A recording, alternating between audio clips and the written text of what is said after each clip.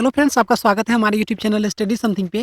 दोस्तों, जैसा कि आप लोगों को मैंने बताया था कि जब तक कि जीएस का एग्ज़ाम होगा उससे पहले मैं आप लोगों को बीएनयू पार्ट थर्ड के लिए, जो चाहे पुणे यूनिवर्सिटी के जो छात्र हैं उसके लिए भी यह हेल्पफुल रहेगा कि पिछले साल में जो प्रश्न पूछे गए हैं 2012 से लेकर के 2018 तक के एग्ज़ाम में, तो हम उन सभी क्वेश्चन को कलेक्ट कर लिए हैं।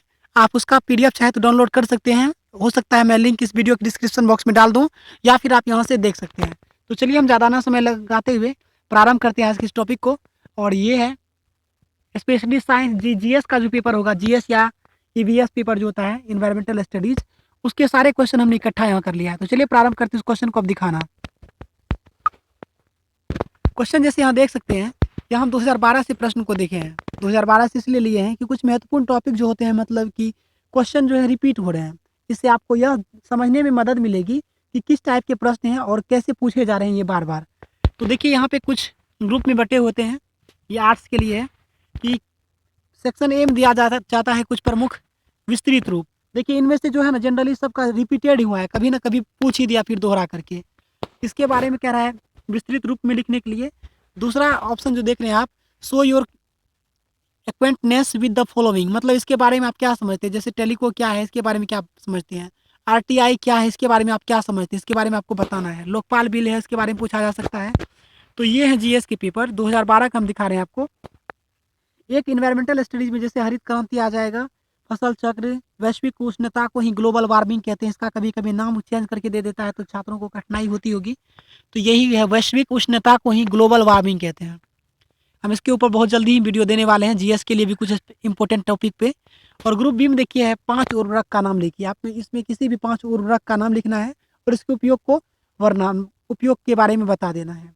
उसके बाद है प्रदूषण क्या है, जल प्रदूषण, यानी कि आपको प्रदूषण पढ़ लेना है। प्रदूषण के जितने प्रकार हैं, जैसे वायु प्रदूषण है, ध्वनि प्रदूषण है, मृदा प्रदूषण है, या जितने प्रकार हैं आपको सबको ओवरऑल एक बार देख लेना है। बहुत अच्छे क्वेश्चन है ये। 2012 के में प्रश्न देखिए। अब हम देखते हैं 2013 का प्रश्न है कि निम्नलिखित 5 प्रश्नों के उत्तर दें। सेक्शन ए में 5 प्रश्न दिया गया है। जैसे आरबीआई का पूरा रूप लिखना है आपको, तो रिजर्व बैंक ऑफ इंडिया होता है, आईएसआई का होता है, फुल फॉर्म पूछना है, सीबीआई पूछा गया है।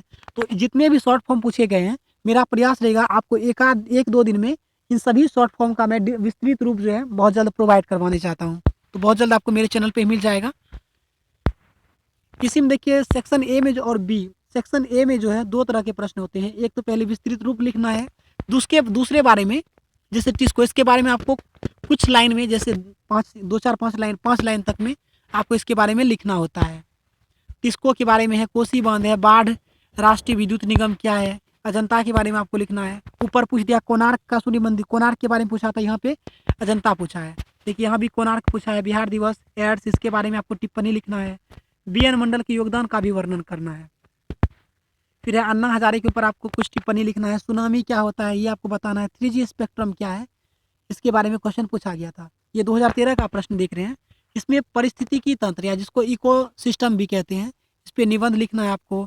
जेनेटिक इंजीनियरिंग क्या होता है, इसके बारे में आपका वर्णन करना है। बिहार के प्राकृतिक संसाधन का वर्णन और एड्स के कारण और बचाव पर निबंध लिखना है। तो ये थे 2013 के प्रश्न। अब हम 2014 का प्रश्न देखते हैं कि विस्तृत रूप, जैसे WTO का पूछ रहा है, वर्ल्ड ट्रेड ऑर्गेनाइजेशन होगा। ब्रिक्स का पूछ दिया, ब्राज़ील, रसिया, इंडिया, चाइना, साउथ अफ्रीका, मतलब इस प्रकार के देश हैं। ILO पूछ लिया है, इंटरनेशनल लेबर ऑर्गेनाइजेशन हुआ। FAO पूछ लिया है, UNO पूछ लिया, WHO पूछ लिया। बहुत आसान प्रश्न है, बहुत ज़्यादा कठिन तो नहीं है इसमें इस बार का। यह 2014 का प्रश्न आपने देखा। इसमें देखिए सती प्रथा के बारे में प्रश्न पूछा है। तो मतलब कि राजा राम मोहन राय के बारे में आपको पढ़ लेना है, प्रश्न पूछा जा सकता है। उच्च न्यायालय क्या है, इसके बारे में आपको बताना है। नालंदा विश्वविद्यालय के ऊपर एक संक्षिप्त टिप्पणी आपको लिखना है। और जन सूचना अधिनियम 2005, इसके बारे में आपको लिखना है। और उसके बाद देखिए इतिहास के बारे में सविनय अवज्ञा आंदोलन, इसके बारे में वीडियो बहुत जल्द देने वाला हूँ। और जवाहरलाल नेहरू के बारे में भी एक शॉर्ट स्टोरी, उसके बारे में, उसका क्या जीवन परिचय, उसका क्या योगदान रहा, हम वो भी देखने वाले हैं। इसके रिलेटेड हम बहुत जल्द वीडियो आपको देने वाले हैं। गैर परंपरागत ऊर्जा क्या है, उसके बारे में आपको देखना है। बिहार में बाढ़, वित्त आयोग पर निबंध लिखिए। सेक्शन बी में आपको 5 प्रश्न दिख रहे हैं। बिहार में कुपोषण पर एक टिप्पणी लिखना है। मृदा प्रदूषण पर निबंध लिखना है। वन के संरक्षण पर टिप्पणी लिखना है। मधुमेह के कारण और बचाव पर टिप्पणी लिखना है। और मधुमेह को ही डायबिटीज भी कहते हैं। इसमें कह रहा है किन्हीं दो पर टिप्पणी लिखना है। जैसे बाघ परियोजना पर या क्षोभ मंडल पर और बिना वनों का विनाश पर।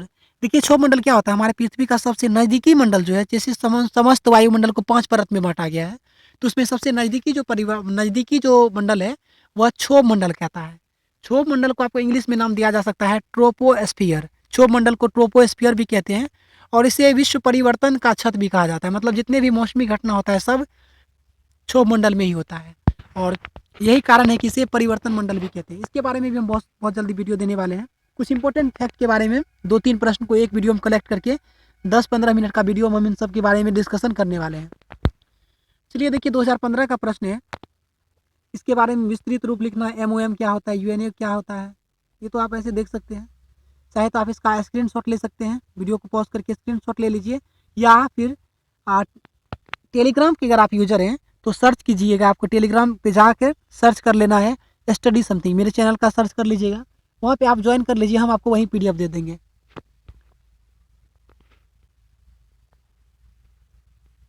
अब क्वेश्चन नंबर हम देखते हैं। देखिए 2015 का सारे प्रश्न आपको दिखाते हैं, ये ग्रुप बी में है। 2015 के ऊपर भी दिखा दिया, ये सब जो प्रश्न आप देख रहे हैं 2015 का ही प्रश्न है, ठीक है। इसका ग्रुप ए और ग्रुप बी में बटा हुआ था, तो ग्रुप बी ये है। मानवाधिकार पे आपको लिखना है, कैंसर के कारण पर निबंध, भारतीय संविधान का संशोधन कैसे होता है इसके बारे में है। अब देखिए 2016 का प्रश्न ये देख सकते हैं, आप वीडियो को पॉज करके देख सकते हैं। अब हम आपको 2017 का प्रश्न दिखाते हैं। 2017 का प्रश्न को देख लेना बहुत जरूरी है, क्योंकि आप लोग जो एग्जाम देंगे 2019 का दे रहे हैं, तो 12, 15 और 17 इन प्रश्नों को देख लीजिए, 19 में टैली करेगा ये प्रश्न।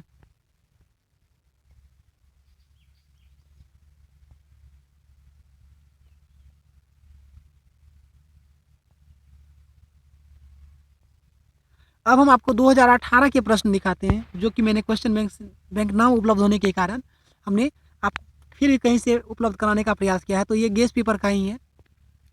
इसमें 2018 में जो प्रश्न पूछा गया था जनरल स्टडीज में, वो पेपर है कि CSIR का फुल फॉर्म क्या होता है, इसरो का क्या होता है। इसरो के बारे में देखिए इस बार जो हो सकता है निबंध में भी आ सकता है, इसरो के बारे में पूछा जा सकता है, धारा 370 के बारे में पूछा जा सकता है, चंद्रयान के बारे में पूछा जा सकता है, 3 तलाक के बारे में पूछा जा सकता है, या फिर हाल फिलहाल में जो है CAA जो आया था, इसको चेक कैप भी कहते हैं, ये जो नागरिक संशोधन अधिनियम, इसके बारे में हो सकता है, इसके बारे में आपको इस बार एग्जाम में कुछ ना कुछ टॉपिक निश्चित रूप से आएंगे, तो ध्यान से सुन लीजिए। इसरो के बारे में पूछा जा सकता है, चंद्रयान के बारे में पूछा जा सकता है, या फिर और हो सकता है जैसे कि CAB हाल फिलहाल में आया था, इसके बारे में धारा 370 आ सकता है, 303 तलाक के बारे में आ सकता है, क्योंकि 2019 में ये महत्वपूर्ण घटना घटे हैं जो कि ऐतिहासिक हैं, इसे आप ध्यान में रखेंगे, इसके बारे में आप प्रैक्टिस करके रखिएगा।